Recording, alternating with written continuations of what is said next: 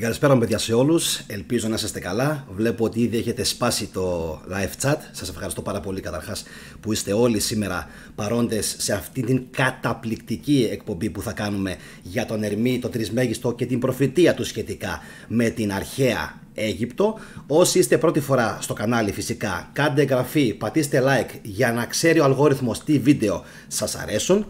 Λοιπόν, πριν ξεκινήσω και μπω στα βαθιά, και πριν ξεκινήσουμε την ανάγνωση αλλά και την ανάλυση της προφητείας του Ερμή του Τρισμέγιστου, θα ήθελα να σας κάνω μία νήξη η οποία υπάρχει στο βιβλίο και η οποία είναι δηλαδή απίστευτη, καταπληκτική, και θέλω οπωσδήποτε να την συγκρατήσετε. Ποια είναι αυτή? Σε κάποια στιγμή λέει ο Ερμής προς τον Ασκλήπιο ότι η Αίγυπτος είναι η επίγεια εικόνα του έναστρου ουρανού. Τρομερή φράση, μέσα σε 5-6 λεξούλες πόσο νόημα κρύβει. Γιατί όμως το λέει αυτό? Ξεκάθαρο. Γιατί οι αρχαίοι Αιγύπτιοι είχαν χτίσει πάρα πολλούς ναούς ακριβώς με τέτοιο τρόπο και τέτοιο σχήμα πάνω στο χάρτη, απλωμένο, ώστε να προσομοιάζουν τον ουράνιο αστρολογικό χάρτη. Και αν πιστεύετε ότι το είχαν κάνει αυτό μόνο οι Αιγύπτιοι, είσαστε λάθος, όπως ήμουν και εγώ λάθος. Γιατί νέες μελέτες έχουν δείξει ότι και οι αρχαίοι Έλληνες και οι Ινδοί και στην Καμπότζη, αλλά και οι Μάγιας και οι Ίνκας είχαν εφαρμόσει ακριβώς το ίδιο σύστημα. Και τώρα δείτε ποιο είναι το πραγματικά απίστευτο αυτής της υποθέσεως. Ποιο είναι? Αυτοί όλοι οι λαοί κατάφεραν να ξαναφτιάξουν από την αρχή ναούς και οικοδομήματα, και όχι μόνο. Πότε? Μετά από έναν καταστροφικότατο κατακλυσμό, ο οποίος διέλυσε τι? Τον προγενέστερό τους τεράστιο πολιτισμό. Υπήρχε λοιπόν γύρω στο 10.000 π.Χ. ένας παγκόσμιος τεράστιος υπερπολιτισμός, όπου υπήρχε επαφή μεταξύ όλων των λαών και όλοι έφτιαχναν τα ίδια οικοδομήματα, πυραμιδοειδή, με τον ακριβώς ίδιο ή παρόμοιο τρόπο, μεγαλειθικά φυσικά, και όλα αυτά αφανίστηκαν. Αυτοί λοιπόν οι πληθυσμοί κατάφεραν, όσο και να μας φαίνεται απίστευτο, να ορθοποδήσουν και να ξανααποκτήσουν μετά από την καταστροφική πλημμύρα τις ίδιες γνώσεις που είχαν και να ξαναχτίσουν ανώτατους πολιτισμούς. Τρομερό, και μου κάνει πραγματικά πάρα πολύ μεγάλη εντύπωση. Λοιπόν, τώρα το απόσπασμα που θα σας διαβάσω σήμερα κρύβει τεράστιες αλήθειες. Ετοιμαστείτε, κρατήστε σημειώσεις, νομίζω ότι είναι τρομερό. Μέσα σε λίγες γραμμές βλέπουμε και νοήματα που υπάρχουν στο χριστιανισμό και νοήματα που υπάρχουν στην αρχαία ελληνική κοσμοθεωρία, και στην ουσία τα ερμητικά κείμενα είναι σαν ένας διάβλος, έτσι, σαν ένα βασικά συγκοινωνούντα δοχεία, θα λέγα καλύτερα. Λοιπόν, ενώνεται και με την αρχαία Ελλάδα και με το χριστιανισμό. Βρίσκεται, θα έλεγα, προσωπική μου γνώμη, σχεδόν στη μέση αυτών των δύο, για να μην πω ότι είναι ο κυριότερος εκφραστής και των δύο. Τα βιβλία, πιστέψτε με, αξίζουν πραγματικά και να τα αγοράσετε και να τα διαβάσετε με πάρα πολύ μεγάλη προσοχή, έτσι, και φυσικά, δεν το συζητάω, να τα χωνέψετε σαν κείμενα. Εντάξει, λοιπόν, τώρα το σημερινό κρύβει πάρα πολλά νοήματα, πάρα πολλές αλήθειες. Εγώ από τη μεριά μου θα προσπαθήσω όσο μπορώ να το διαβάσω πιο αργά για να γίνει πιο κατανοητό σαν κείμενο, και εσείς φυσικά από τη μεριά σας πατήστε το κουμπί του like, κάντε εγγραφή όπως σας είπα στην αρχή του βίντεο και οπωσδήποτε κοινοποιήστε το για να μπορέσουν να το δουν περισσότερα άτομα. Πιστεύω ότι είναι ένα βιντεάκι το οποίο μπορείτε να το μοιραστείτε με τον οποιονδήποτε, καθώς δεν περιέχει κάποιο στοιχείο που να στεναχωρήσει οποιαδήποτε θρησκεία πιστεύει κάποιος. Λοιπόν, πάμε να ξεκινήσουμε την απίστευτη αφήγηση, παύλα προφητεία του Ερμή, του Τρισμέγιστου, και φυσικά όπου μπορώ να σας βοηθήσω και εγώ ίδιος φυσικά να καταλάβω κάτι παραπάνω, θα σταματάμε και θα κάνουμε κάποιο σχόλιο. Αν όμως δεν βρούμε κάτι που να μπορούμε να ανταπεξέλθουμε, γιατί πιστέψτε με είναι πάρα πολύ δύσκολο σαν κείμενο, θα το προσπεράσουμε και θα το αφήσουμε στα χέρια του τηλεθεατή. Πάμε λοιπόν να ξεκινήσουμε. Ερμής προς Ασκληπιό, ή κατά άλλους ο Θόθ προς τον γιο του τον Τάτ, αιγυπτιακά. Λοιπόν, ξεκινάω. Αλλά για τους λίγους ανθρώπους που έχουν παραδοθεί στις ευσεβείς σκέψεις, αυτό ας είναι υπομένο. Για τους διεφθαρμένους όμως τίποτα δεν πρέπει να υποθεί, για να μην βεβηλωθεί ο ιερότατος λόγος με την εξέτασή τους. Πόσο πολύ προσέχανε, πόσο πολύ προσέχαν να μην διαρρέει προς τα έξω η δύναμη της γνώσης. Επειδή προαναγγέλθηκε από εμάς ο λόγος σχετικά με τη συγγένεια και την επικοινωνία των ανθρώπων και των θεών, δες Ασκληπιέ την ισχύ και τη δύναμη του ιδεατού ανθρώπου, όπως ο Κύριος και Πατέρας, είτε ο Θεός είναι δημιουργός των ουράνιων θεών, καταπληκτική ομοιότητα με τον χριστιανισμό, έτσι και ο άνθρωπος είναι πλάστης των θεών που βρίσκονται μέσα στους ναούς, ικανοποιούμενοι με την ανθρώπινη συναναστροφή, και όχι μόνο φωτίζεται αλλά και φωτίζει. Ούτε μόνο δημιουργεί με το θέλημα του Θεού, αλλά δημιουργεί και θεούς ακόμη. Απορείς και εσύ Ασκληπιέ, ή δείχνεις κάποια δυσπιστία όπως οι πολλοί? Είμαι μπερδεμένος Τρισμέγιστε, αλλά συμφωνώντας πρόθυμα με τα λόγια σου, θεωρώ τον άνθρωπο ευτυχέστατο που δέχτηκε τόση ευτυχία και δεν κρίθηκε άξιος ενός ανάξιου θαύματος αυτός ο οποίος είναι ο ανώτερος από όλα. Είναι φανερό κατά κοινή ομολογία ότι το γένος των θεών γεννήθηκε από το πιο γνήσιο μέρος της φύσης και ότι μόνο τα αισθητά σύμβολά τους είναι κάτι σαν κεφάλια στη θέση του συνόλου του σώματος. Τροφή για σκέψη. Οι μορφές όμως των θεών, τις οποίες πλάθει το ανθρώπινο γένος, είναι δημιουργημένες από διπλή φύση. Από τη θεϊκή, η οποία είναι πιο γνήσια και πολύ πιο θεϊκή, και από αυτήν η οποία βρίσκεται ανάμεσα στους ανθρώπους, δηλαδή από την ηλική, και η οποία υπήρξε δημιουργημένη και όχι μόνο από κεφάλια, αλλά και από όλα τα μέλη και από ολόκληρο το σώμα διαμορφώνεται.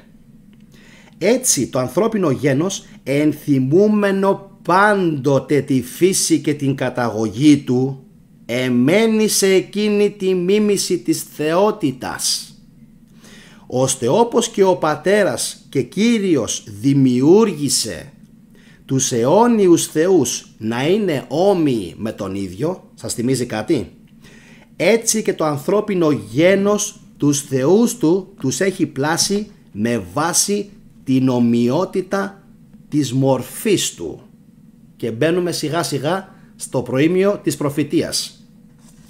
Εννοείς τα αγάλματα, Τρισμέγιστε? Τα αγάλματα, Ασκληπιέ, δεν βλέπεις μέχρι ποιου σημείου και εσύ δυσπιστείς? Αγάλματα έμψυχα και γεμάτα από νου και πνεύμα, τα οποία κάνουν τόσο πολλά και τόσο σπουδαία πράγματα, αγάλματα που γνωρίζουν από πριν το μέλλον και το προφητεύουν με χρησμούς, προφητείες, όνειρα και πολλά άλλα μέσα που προκαλούν αρρώστιες στους ανθρώπους και που τις θεραπεύουν, καθώς και θλίψη και χαρά ανάλογα με την αξία τους. Απίστευτο εδάφιο. Μήπως δεν ξέρεις, Ασκληπιέ, ότι η Αίγυπτος είναι η εικόνα του ουρανού, ή πράγμα που είναι και πιο αληθινό, η ερμηνεία και η κάθοδος όλων εκείνων που διευθετούνται και πραγματοποιούνται στον ουρανό? Και αν πρέπει να μιλήσουμε πιο αληθινά, η χώρα μας είναι ο ναός ολόκληρου του κόσμου, του λέει ο Ερμής. Κι όμως, επειδή οι σοφοί πρέπει να γνωρίζουν από πριν τα πάντα, εσείς δεν επιτρέπετε να το αγνοείτε αυτό. Θα έρθει ο χρόνος όπου θα φανεί ότι οι Αιγύπτιοι μάταια λάτρεψαν τη θεότητα με ευσεβή νου και με επιμελημένη λατρεία. Ούτε ίχνος παγανισμού μέχρι τώρα. Και ολόκληρη η ιερή λατρεία τους θα χάσει τη δραστικότητά της πέφτοντας στην απραξία. Γιατί η θεότητα, συγκρατήστε τι λέει τώρα, είναι ένα απίστευτο εδάφιο το οποίο νομίζω ότι είναι άκρος προφητικό. Γιατί η θεότητα θα επιστρέψει από τη γη στον ουρανό και θα εγκαταλείψει την Αίγυπτο, και η χώρα η οποία υπήρξε η έδρα της λατρείας θα απομείνει έρημη από την παρουσία των θεών. Προσέξτε αυτό το εδάφιο. Πριν από λίγο αποκαλούσε την Αίγυπτο εικόνα του ουρανού και πριν από λίγο επίσης έλεγε τι? Ότι η Αίγυπτος είναι ο ναός ολόκληρου του κόσμου. Άρα εδώ θέλει να πει ξεκάθαρα ότι οι θεοί θα αποχωρήσουν όχι απλά μόνο από την Αίγυπτο. Οι θεοί θα αποχωρήσουν από ολόκληρη τη γη. Και αν απορείτε σχετικά με αυτό, θυμηθείτε στο Παλένκε την μορφή του Πακάλ στην σαρκοφάγο του, που τον έχουν σχεδιάσει να οδηγεί ένα πάρα πολύ παράξενο αντικείμενο, με το οποίο προφανώς αποχωρεί για τους ουρανούς. Περισσότερα σε επόμενα επεισόδια. Κάντε εγγραφή για να το δείτε, παιδιά. Λοιπόν, πάμε παρακάτω. Και καθώς ξένοι θα γεμίσουν αυτήν την επαρχία και χώρα, όπου ξένοι προφανώς Άραβες πλέον, όπως ξέρουμε ότι έγινε με την κατάκτηση, όχι μόνο περιφρόνηση της θρησκείας, αλλά πράγμα που είναι και πιο σκληρό, με κάτι σαν νόμο θα επιβληθεί απαγόρευση από τη θεϊκή θρησκεία, την ευσέβεια και τη λατρεία, με την επιβολή ποινής. Όπως ξέρουμε, στους πρώτους χριστιανικούς αιώνες οι χριστιανοί κατέστρεψαν το ιερό του Σέραπη, το οποίο εκτός από ένας υπέροχος ναός είχε και βιβλιοθήκη η οποία στέγαζε 500.000 αντίγραφα της βιβλιοθήκης της Αλεξάνδρειας. Όλα αυτά δυστυχώς εκείνη την εποχή χάθηκαν και καταστράφηκαν από την θρησκευτική μανία των μοναχών του χριστιανισμού, και φυσικά αργότερα ακολούθησαν και οι Άραβες και το Ισλάμ, τα οποία ισοπαίδωσαν τα πάντα. Η προφητεία λοιπόν του Ερμή τουλάχιστον 100 με 200 χρόνια νωρίτερα βγήκε αληθινή. Πάμε παρακάτω. Τότε αυτή η ιερότατη γη, η έδρα των ιερών και των ναών, θα γεμίσει από τάφους και νεκρούς. Αίγυπτε, από τη λατρεία σου θα απομείνουν μόνο μύθοι, και αυτοί απίστευτοι για τους απογόνους σου. Λόγια μόνο θα απομείνουν, χαραγμένα σε πέτρες που θα αφηγούνται τις ευσεβείς πράξεις σου. την Αίγυπτο θα κατοικήσει ο Σκύθης, ο Ινδός ή κάποιος παρόμοιος, δηλαδή βάρβαροι γείτονες. Το ίδιο λοιπόν αναζητά τον ουρανό και όλοι οι άνθρωποι, το θείο λοιπόν αναζητά τον ουρανό και όλοι οι άνθρωποι εγκαταλελειμμένοι θα πεθάνουν. Και έτσι η Αίγυπτος θα απομείνει έρημη από θεούς και ανθρώπους. Να σας υπενθυμίσω στο σημείο αυτό που λέει ο Ινδός ή κάποιος παρόμοιος, ότι η πάρα πολύ μεγάλη μερίδα των Ρωμά της Ινδίας μετανάστευσε αιώνες αργότερα, ήρθε στην Ευρώπη και φυσικά ήρθε και στην Αίγυπτο, και κατά παράφραση της λέξης Αίγυπτος τους αποδόθηκε το όνομα Γύφτος, το οποίο όμως είναι λανθασμένο, γιατί οι Ρωμά είναι Ρωμά. Έχουν εθνική καταγωγή κοιτίδα την Ασία και την Ινδία, άρα και σε αυτό έπεσε μέσα, γιατί η Αίγυπτος εκτός από Άραβες έχει εννοείται και πάρα πολλούς Ρωμά. Λοιπόν, σε σένα όμως ιερότατε ποταμέ απευθύνομαι και σε σένα προλέγω τα μελούμενα, γεμάτος από το αίμα που θα ρέει θα φουσκώσεις μέχρι τις όχθες σου και τα θεϊκά σου ρεύματα όχι μόνο θα μολυνθούν από το αίμα, αλλά και θα πλημμυρίσουν και ο αριθμός των τάφων θα είναι πολύ μεγαλύτερος από των ζωντανών. Αυτός όμως που θα επιζήσει μόνο στη γλώσσα θα αναγνωρίζεται ως Αιγύπτιος, στον τρόπο ζωής όμως θα φαίνεται ξένος. Άλλη μια προφητεία η οποία έχει επιβεβαιωθεί, και αυτό διότι γνωρίζουμε ότι οι κόπτες της Αιγύπτου είναι γνήσιοι στην καταγωγή Αιγύπτη, είναι χριστιανοί και διατηρούν μέχρι και σήμερα την αρχαία την αρχαία Αιγυπτιακή, γλώσσα, η οποία όπως βλέπετε και από το κείμενο εμπεριέχεται στην προφητεία. Το λέει ξεκάθαρα. Αυτός όμως που θα επιζήσει μόνο στη γλώσσα θα αναγνωρίζεται ως Αιγύπτιος. Κόπτες. Γιατί κλαις, Ασκληπιέ?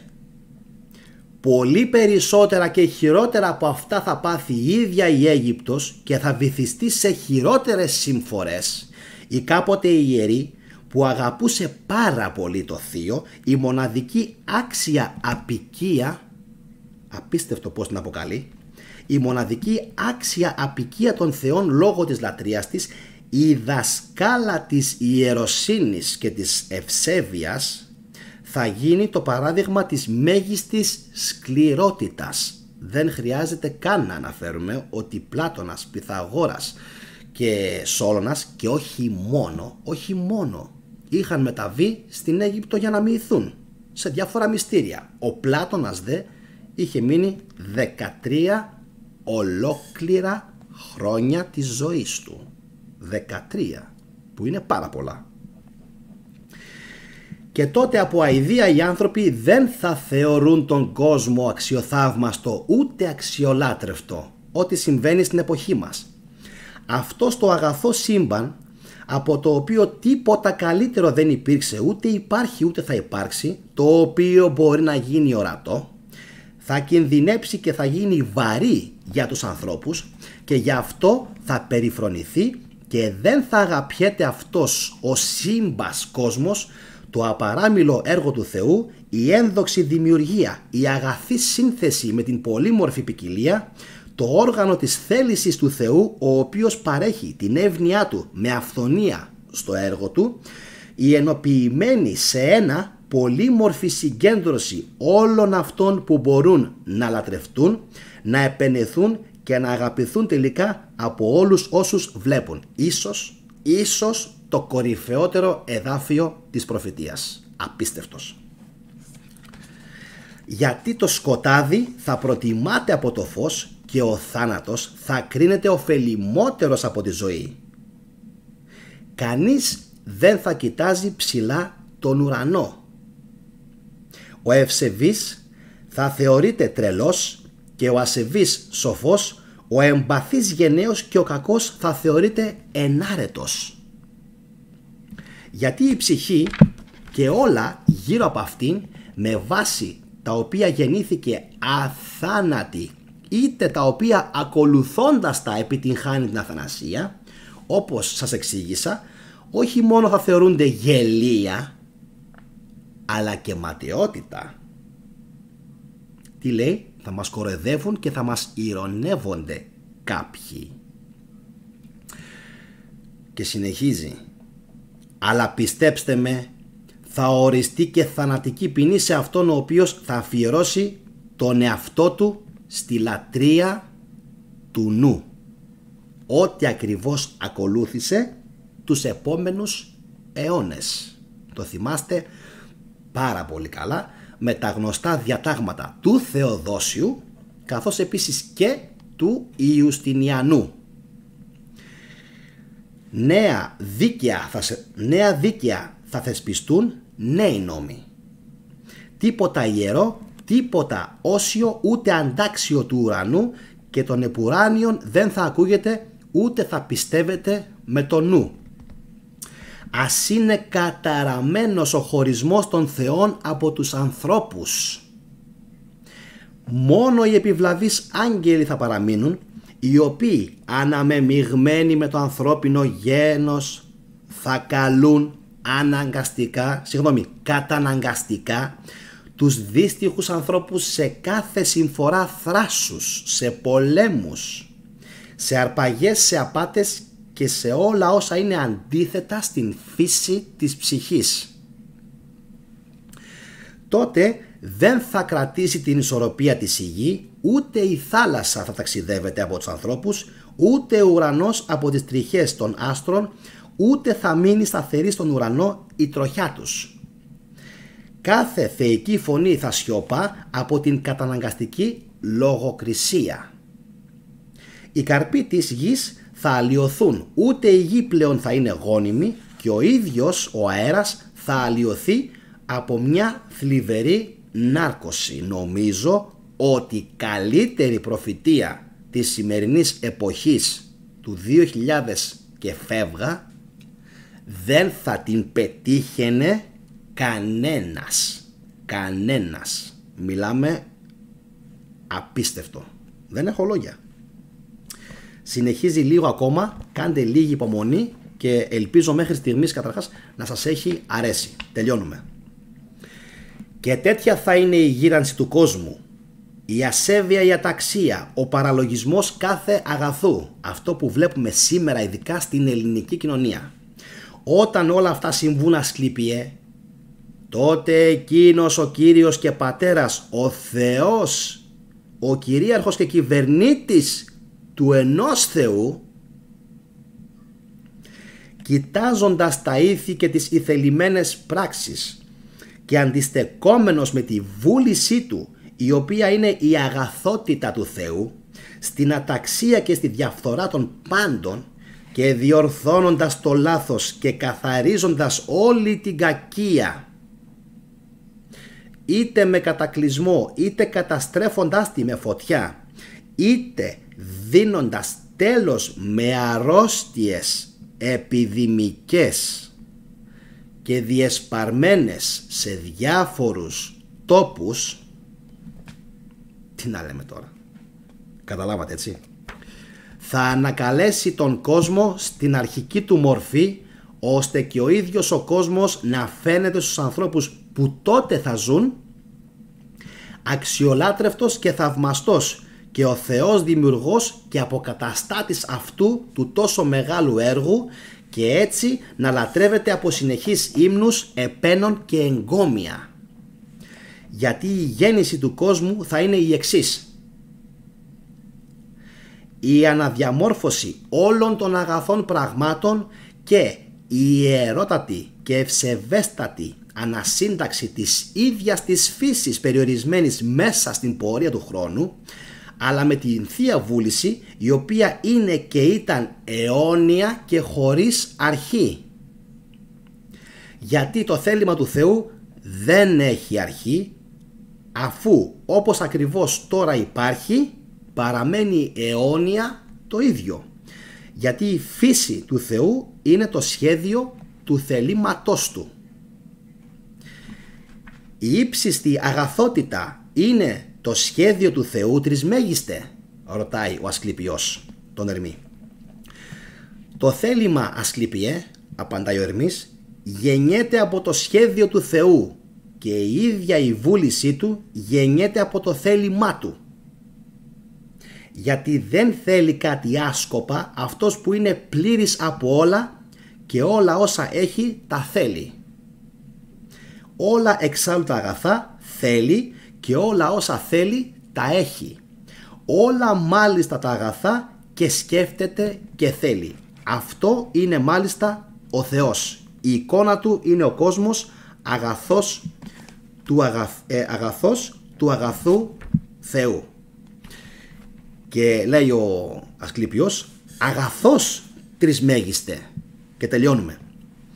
Αγαθός, Ασκληπιέ, όπως εγώ θα σου δείξω. Γιατί όπως ακριβώς ο Θεός είναι για όλα τα είδη και τα γέννη που υπάρχουν μέσα στον κόσμο, διοικητής και διανομέας όλων των αγαθών, δηλαδή του νου, της ψυχής και της ζωής, έτσι και ο κόσμος είναι χορηγός και επόπτης όλων αυτών που θεωρούνται αγαθά από τους θνητούς, δηλαδή της διαδοχής των εφήμερων γεννήσεων, της γέννησης, της αύξησης και της ορίμανσης των καρπών και όλων των παρόμοιων ανωτελεία. Γι' αυτό ο Θεός, εγκατεστημένος πάνω από την ύψιστη κορυφή του βουνού, βρίσκεται παντού και απλώνει την εποπτεία του γύρω από όλα. Και σε λίγο θα φτάσουμε σε ένα σημείο που πραγματικά πιστεύω θα σας αφήσει με το στόμα ανοιχτό για όσους έχετε κάνει υπομονή και έχετε παρακολουθήσει μέχρι στιγμής την εκπομπή. Γιατί έτσι υπάρχει πέρα από τον ουρανό, γιατί έτσι υπάρχει πέρα από τον ουρανό ένας τόπος χωρίς άστρα, απαλλαγμένος από όλα τα σωματικά πράγματα. Και αυτός που είναι χορηγός καταλαμβάνει έναν χώρο μεταξύ του ουρανού και της γης και τον αποκαλούμε Δία. Τη γη όμως και τη θάλασσα, προσέξτε πάρα πολύ καλά αυτό και το επόμενο εδάφιο. Τη γη όμως και τη θάλασσα τη διοικεί ο πλουτόνιος Δίας. Και αυτός τρέφει τα θνητά και καρποφόρα ζωντανά όντα. 2 Δίες, αν καταλάβατε. Αν δεν καταλάβατε, γυρίστε πάλι πίσω το βίντεο. 2 φορές ο Δίας. Με τις δυνάμεις όλων αυτών ζωογονούνται οι καρποί, τα δέντρα και η γη. Δυνάμεις όμως και επιδράσεις και άλλων θεών απλώνονται σε όλα όσα υπάρχουν. Αυτοί μάλιστα που κυβερνούν τη γη, προσέξτε τι λέει, θα αναστηλωθούν και θα εγκατασταθούν σε μία πόλη στην έσχατη άκρη της Αιγύπτου, πόλη η οποία θα χτιστεί προς τη δύση και στην οποία από τη γη και τη θάλασσα θα εισρεύσει όλο το θνητό γένος. Πες μου μόνο τρισμέγιστε, λέει ο Ασκληπιός, πού βρίσκονται προς το παρόν αυτοί οι θεοί.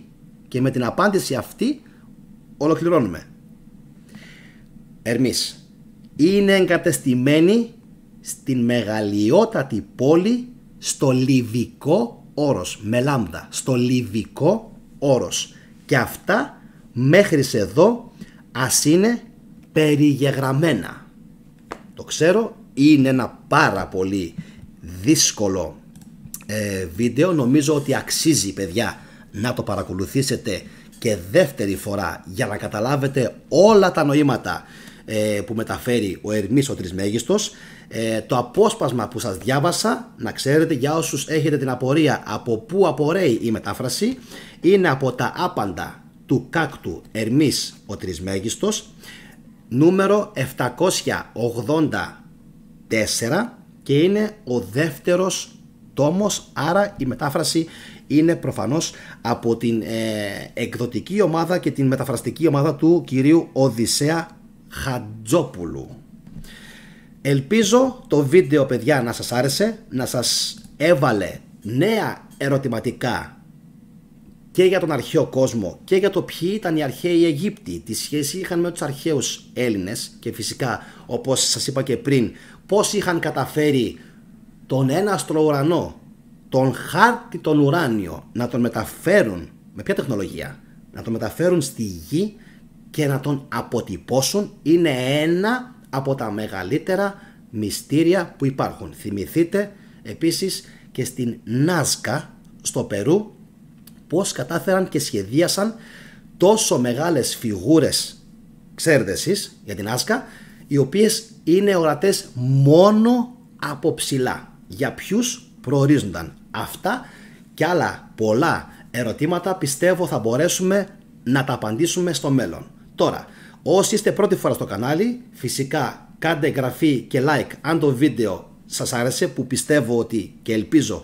θα σας άρεσε, και να προτείνω όπως πάντα 3+1 βίντεο τα οποία θα ήθελα να παρακολουθήσετε μόλις λήξει η εκπομπή. Το πρώτο, τα ερωτήματα που ισοπεδώνουν την Ανάσταση του Ιησού, ένα βίντεο το οποίο είναι πάρα πολύ σκληρό, δεν απευθύνεται σε ανθρώπους οι οποίοι διαβάζουν την βίβλο θεολογικά αλλά ιστορικά. Το δεύτερο, όλη η αλήθεια για την Εκκλησία και την Επανάσταση του 1821, ένα βίντεο που άρεσε σε πάρα πολύ κόσμο γιατί είπαμε ατόφιες αλήθειες τις οποίες τις έχουν αποκρύψει. Τρίτο βίντεο, τα πραγματικά αίτια της σταύρωσης του Ιησού, ποιοι ήταν οι πραγματικοί λόγοι, οι ιστορικοί λόγοι που σταυρώθηκε ο Ιησούς. Και 3+1, το άλλο το βίντεο το οποίο έχει αρέσει σε πάρα πολύ κόσμο και πραγματικά εγώ χαίρομαι και έχω μείνει έκπληκτος, είναι το βίντεο «Ήρθαν εξωγήινοι να μας κατακτήσουν». Λοιπόν, να πω περιττό, είναι να πω ότι το έχουν δει περίπου 500 άτομα τις τελευταίες 2 ημέρες μονάχα και έχει κάνει μέχρι στιγμής πάνω από 4.000 προβολές. Μπράβο πάντως και ευχαριστώ πάρα πολύ για τον χρόνο που αφιερώνετε για να παρακολουθήσετε αυτές τις εκπομπές. Λοιπόν, από μένα ένα καλό βράδυ. Ελπίζω η εκπομπή να σας άρεσε και να ήταν έτσι ευχάριστη. Θα τα πούμε αύριο το βράδυ στις 22:30 τι πραγματικά σημαίνει η λέξη χαλελούια. Αλληλούια. Να είστε καλά. Καλό βράδυ σε όλους. Τα λέμε αύριο το βράδυ. Καληνύχτα.